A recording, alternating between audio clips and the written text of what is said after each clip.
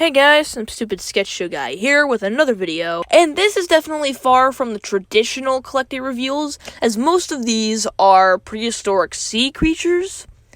But, you know what? It's a nice addition. Probably not stuff I'm going to buy, but, it's a good addition.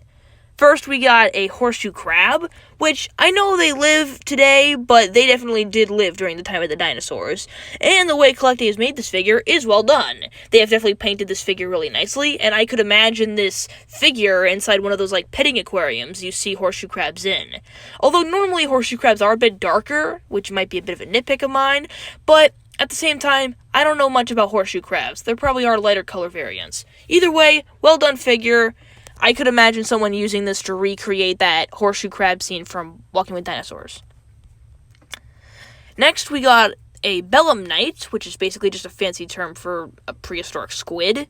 And honestly, Belemnite isn't really a prehistoric squid that is any different than a regular squid, which definitely is a big Debbie Downer, because honestly, you could just call this a Collecta squid, and not many people would notice except, hardcore zoo nerds.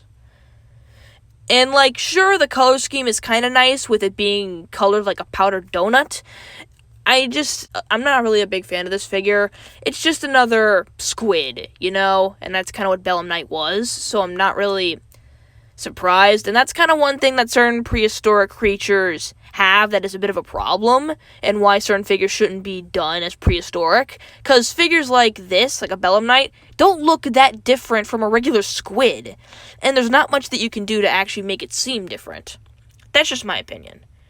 Last of the sea creatures, we got a Soros, and man, he has the face only a mother could love, which is honestly a pretty cool thing. I really do like how they have posed this, because I really like how they have its tentacles out. Most of the time, most of these, ammonite figures are either really small, or have the tentacles withdrawn and not really shown off. So I really like that they have done a different pose here, and you can really kind of get a nice, good picture of it, swallowing something, or just covering it with its tentacles, or some other hentai shit.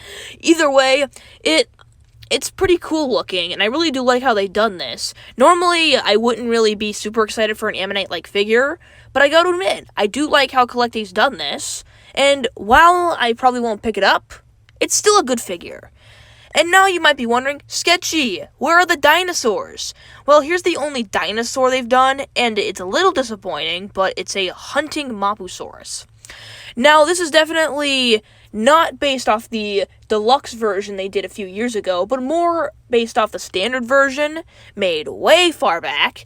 And while it is a huge improvement over the standard version, I don't really see why they needed to do this.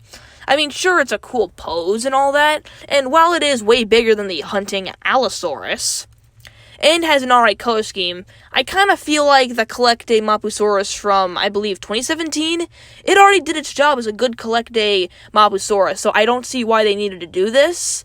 It's also posed a little awkwardly with a very high-up tail and a really fat head.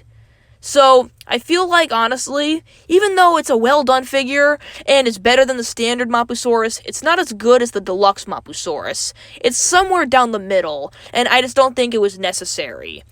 Hope you guys enjoyed this video. See you guys next time. Bye.